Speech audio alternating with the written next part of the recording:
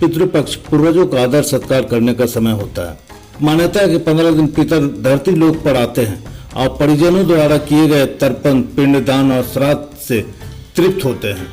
श्राद्ध पक्ष को पितृ दोष से मुक्ति पाने का खास अवसर माना जाता है। पितरों के आशीर्वाद से परिवार और घर फलता फूलता है, लेकिन अगर पूर्वज नाराज हो जाएं तो कई पीढ़ियों तक पितृदोष का दंश झेलना पड़ता है।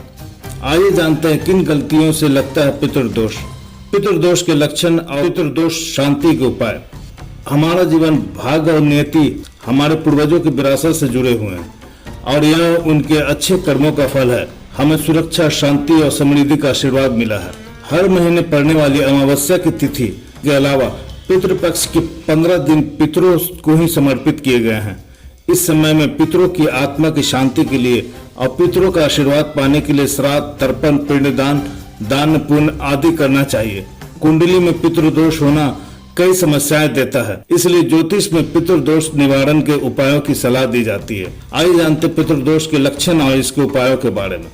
मृत्यु के बाद अगर विधि विधान से अंतिम संस्कार की प्रक्रिया ना की जाए तो ऐसे में पितृदोष लगता है। अकाल मृत्यु हो जाने पर परिवार के लोगों को कई पीढ़ियों तक पितृदोष का दंश का सामना करना पड़ता है। ज्योतिष शास्त्र में पितृदोष को अशुभ और दुर्भाग्य का कारक माना जाता है। अकाल मृत्यु होने पर पितर शांति पूजा करना जरूरी माना जाता है। माता पिता का अनादर, मृत्यु के बाद परिजनों का पिंडदान, तर्पण और श्राद्ध न करने पर पूरे परिवार पर पितृदोष लगता है। पितरों का अपमान करना, किसी भी असहाय की हत्या, पीपल, नीम और बरगद के पेड़ कटवाना, जाने अनजाने नाग की हत्या करना या करवाना पितृदोष का कारण बनते हैं। कैसे पहचानेंगे हम कि घर में पितृदोष है? पितृदोष होने पर वैवाहिक जीवन में सदा तनाव बना रहता है। पति पत्नी के बीच आए दिन झगड़े होते हैं, परिवार में एकता नहीं होती, अक्सर घर में क्लेश होते हैं, मानसिक शांति नहीं मिलती, बिना बात के घर में लड़ाई होना पितृदोष के लक्षण है। पितृदोष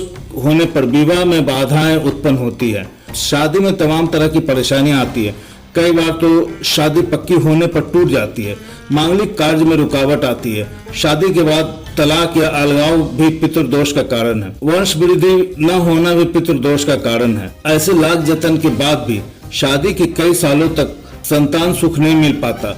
अगर संतान सुख मिल भी जाए तो बच्चा विकलांग या पैदा होते ही उसकी मृत्यु हो जाती है। पितृदोष होने पर घर में बीमारियों का डेरा होता है, परिवार के सदस्य हमेशा अस्वस्थ रहते हैं, ऐसे में बार बार दुर्घटना का शिकार भी होते हैं। नौकरी और बिजनेस में अक्सर घाटा होना, कार्यस्थल पर आर्थिक के साथ मानसिक परेशानियां झेलनी पड़ती है, नौकरी में तरक्की रुक जाती है। आइए जानते हैं पितृदोष को कैसे खत्म किया जाए। पितृदोष में पूर्वजों के निमित्त विधि विधान से तर्पण और श्राद्ध करें, ब्राह्मण को भोजन कराएं, दान दें।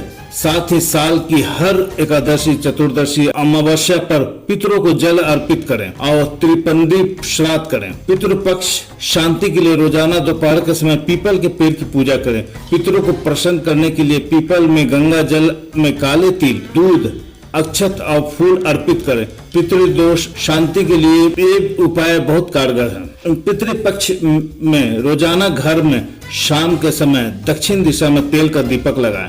ऐसा रोजाना भी कर सकते हैं, इससे पितृदोष खत्म हो जाते हैं।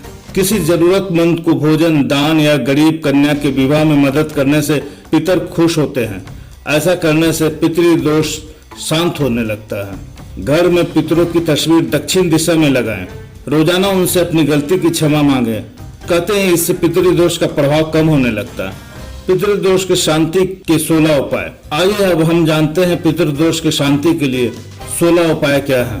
पितृदोष एक आदेश बाधा है। यह बाधा पितरों द्वारा रुष्ट होने के कारण होती है। पितरों के रुष्ट होने के बहुत से कारण हो सकते हैं, जैसे आपके आचरण से, किसी परिजन द्वारा की गई गलती से, श्राद्ध आदि कर्म न करने से, अंत्येष्टि कर्म आदि में हुई किसी त्रुटि के कारण भी हो सकता है। सामान्य उपायों में षोडश पिंडदान, सर्प पूजा, ब्राह्मण को गौदान, कन्यादान, कुआं, बावड़ी, तालाब आदि बनवाना, मंदिर प्रांगण में पीपल, बड़ आदि देव वृक्ष लगवाना एवं विष्णु मंत्रों का जाप, प्रेत श्राप को दूर करने के लिए श्रीमद् भागवत गीता का पाठ करना चाहिए। वेदों और पुराणों में पितरों की संतुष्टि के लिए मंत्र, स्रोत एवं सूक्तों का वर्णन है, जिसके नित्य पठन से किसी भी प्रकार की पितृ बाधा क्यों न हो वह शांत हो जाती है। अगर नित्य पठन संभव न हो तो कम से कम प्रत्येक माह की अमावस्या और आश्विन कृष्ण पक्ष अमावस्या अर्थात पितृ पक्ष में अवश्य करना चाहिए। वैसे तो कुंडली में किस प्रकार का पितृदोष है, उस पितृदोष के प्रकार के हिसाब से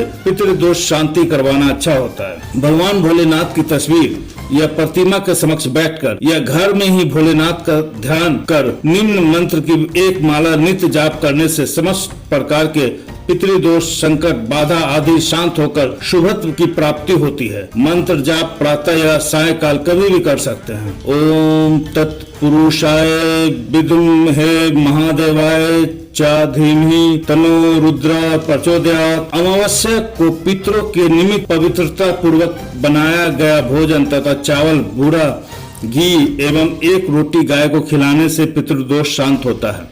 अपने माता पिता व बुजुर्गों का सम्मान, सभी स्त्री कुल का आदर सम्मान करने और उनकी आवश्यकताओं की पूर्ति करते रहने से पितर हमेशा प्रसन्न रहते हैं। पितृदोष जनित संतान कष्ट को दूर करने के लिए हरिवंश पुराण का श्रवण करे या स्वयं नियमित रूप से पाठ करे। प्रतिदिन दुर्गा सप्तशती या सुंदर कांड का पाठ करने से भी इस दोष में कमी आती है। सूर्य पिता है, अतः तांबे के लोटे में जल भरकर उसमें लाल फूल, लाल चंदन का चूड़ा, रोली आदि डालकर सूर्य देव को अर्घ देकर 11 बार ओम गृहिणी सूर्याय नमः मंत्र का जाप करने से पितरों की प्रसन्नता एवं उनकी उधर गति होती है। अमावस्या वाले दिन अवश्य अपने पूर्वजों के नाम दूध, चीनी, सफेद कपड़ा, दक्षिणा आदि किसी मंदिर में अथवा किसी योग ब्राह्मण को दान करना चाहिए। पितृपक्ष में पीपल की परिक्रमा अवश्य करें। अगर 108 परिक्रमा लगाई जाए तो पितृदोष अवश्य दूर होगा। किसी मंदिर परिसर में पीपल अथवा बर के वृक्ष लगाएं और रोज उसमें जल डालें, उसकी देखभाल करें। जैसे जैसे वृक्ष फलता फूलता जाएगा पितृदोष दूर होता जाएगा, क्योंकि इन वृक्षों पर ही सारे देवी देवता, इतर योनियां व पितर आदि निवास करते हैं। जानकारी आपको अच्छी लगी हो तो प्लीज चैनल को सब्सक्राइब कर बेल आइकन दबाना नहीं भूलिएगा।